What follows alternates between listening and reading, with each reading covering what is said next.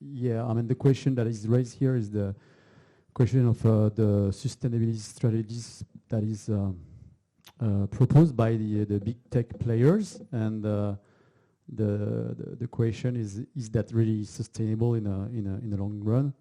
So to try to answer this question, so there will be no definitive answer. I'm sorry about that. I propose to try to use a kind of tool. I don't know if it can be considered as a tool, but use the system theory approach to look at what they're doing and see how this has an impact in globally. So, what is the system theory? What is the systemic thought? It's about looking at the problem in a holistic way, not focusing on a subsystem specifically, but looking at the system embedded in a wider system, and look in this wider system how the agents that are part of the system are interacting together, and look at the dynamics and see how the causal loop are having an effect on on the other, and see if the system is overall stable or not stable. So I recommend this book for Christmas if you have time. And I try to use some of the concepts of this book. So system theory is a kind of an old meta theory. People that are pretty famous using that are the Meadows. So I don't know if you know the Meadows, who wrote this kind of Bible, The Limit to Growth. And we're going to use this meta theory. So when we look at a system using this what we call the system theory lens, what is it that we're doing? So again, what we are interested in is a global system and the dynamics that we see inside the system. So I like this definition of Peter Senge, which says that system thinking is a way of thinking about the forces and interrelationship that shape the behavior of the system. What is important is the behavior. One of the behavior that we are looking at in the system theory is to look at if the system is in an exponential growth or not. If it's not exponential, if it's linear, or if it's stable, it means that what is inside the system, it's not very important. I mean, the relationships are pretty stable, so we should not worry about that. But when we see an exponential somewhere, it means that something is going wrong. I don't know if you remember, I mean, the financial growth. When you grow too much, there's a kind of a bubble, and when the bubble is too big, it explodes. That's one of the examples. So when we look at the ICT sector greenhouse gas emission, you heard, I think, maybe that it's about 3 or 4% of the global emission globally worldwide, which it's not such a big problem. We could say that. Well, it's just a matter of appreciation. But what is interesting here is the growth. And the growth that has been calculated over the past few years is something like 6% increase per year. 6% increase per year, it means that we double every 12 years in terms of emission. So if today we could think that 3 or 4% is not such of a big problem, in 10 years, it will mean we'll have a very important problem to deal with. And maybe in 20 years, that will be too important to deal with. So one of the key things here is to understand why we have this growth and try to work on the dynamic to stop this growth before it's too late somehow. So when we have this kind of exponential in the system theory means that we have what we call a reinforcing feedback loop. So I guess you know what is a feedback loop is about, or not? Yeah? Who doesn't know? You don't? Okay. A reinforcing feedback loop is when you grow something in the system, it grows somewhere else, and it makes it grow at the source, the very source of where it grows at the first point. So if you look at the climate issue, for instance, the climate issue, you know, the soil are very dry, so the forests that are start to burn. The forest burning means that they absorb less of greenhouse gas, so heat is growing, soil are more and more dry, and then more forests are burning, and so forth. So you're in a reinforcing feedback loop like that.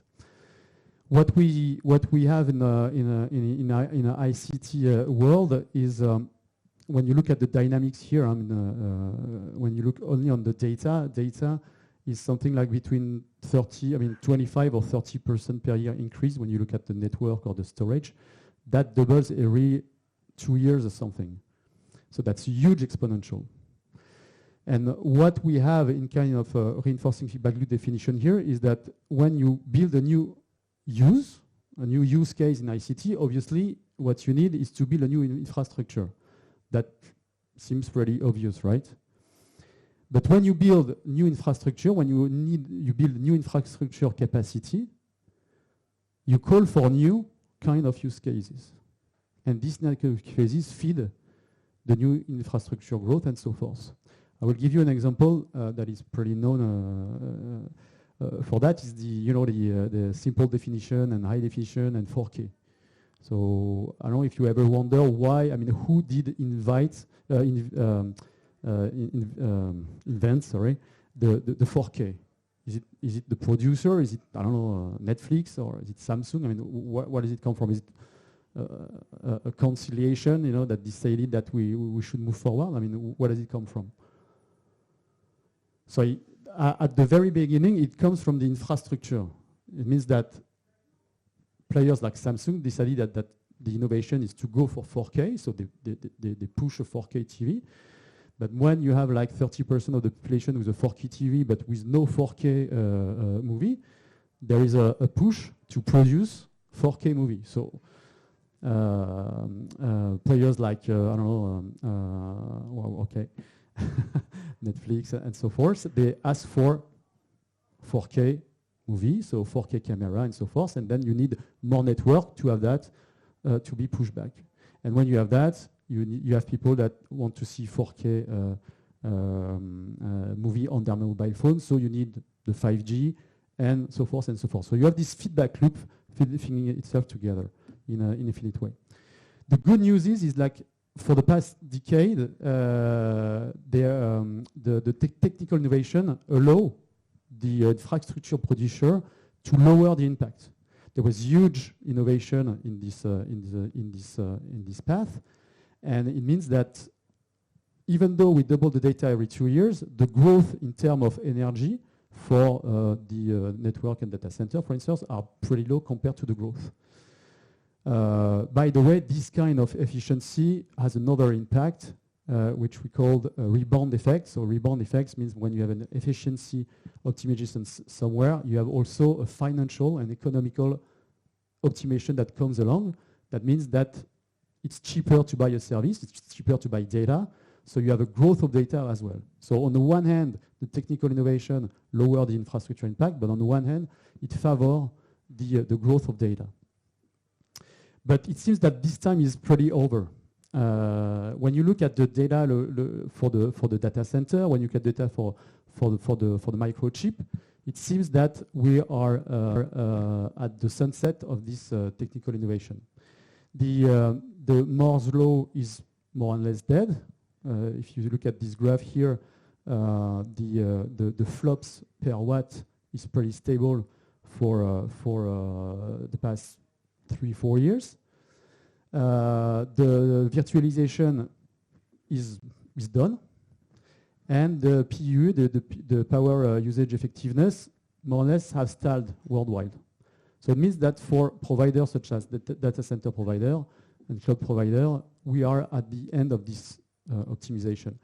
I have this word from a professional that they are working for the stream data center. What they say is like, these drivers of gains will no longer save us. Now data center operators will need more watts, more infrastructure, and more people to support more workloads. And that's pretty worrying because we don't see like new innovation coming. Maybe something big and a breakthrough innovation will come in 20 years, I don't know. But for the years to come, we'll have a direct impact in terms of data growth and energy growth. So what once the provider, that was a kind of a sustainability strategy for the past few years, is to invest on the energy efficiency. But now that is done, the new path is to work on the carbon intensity of the energy. So you may have seen many of the big tech players talking about what they call the energy matching. So the energy matching is more or less, you have an infrastructure somewhere using some electricity more or less carbonated. You buy certificates of power purchase agreements. So the electricity you buy is different from the electricity you use. But in the report that you display, you just display the low carbon electricity that you buy. And the only purpose for that is to show in the report low carbon footprint, but in the physical world that makes no sense. What you have on your electric plug is the carbon intensity of the infrastructure, electricity infrastructure of the grid you're on. So that has no impact. Moreover,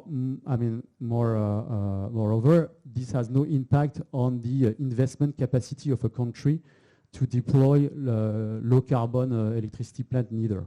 So this is just a game that has no point, unfortunately, for a true sustainability. The new path is trying to build our own electricity supply. So Google's, for instance, invest a lot in renewable energy plants on the data center location so that they build their own electricity somehow.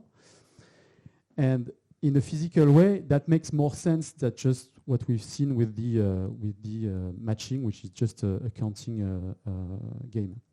But the problem here is that we are living in a world that is pretty limited. And when we go for a fossil energy to renewable energy, what we do is that we transfer the fossil extraction to the metals extraction. The solar plants, they are metals. The wind wheel is metals.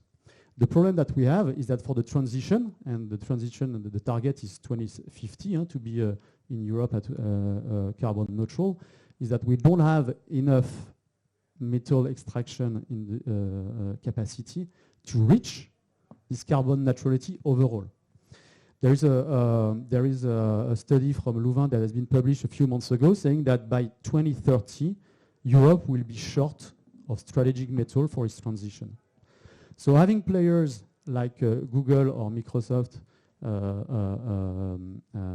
taking the metal for their own business won't help overall country and Europe to go neutral.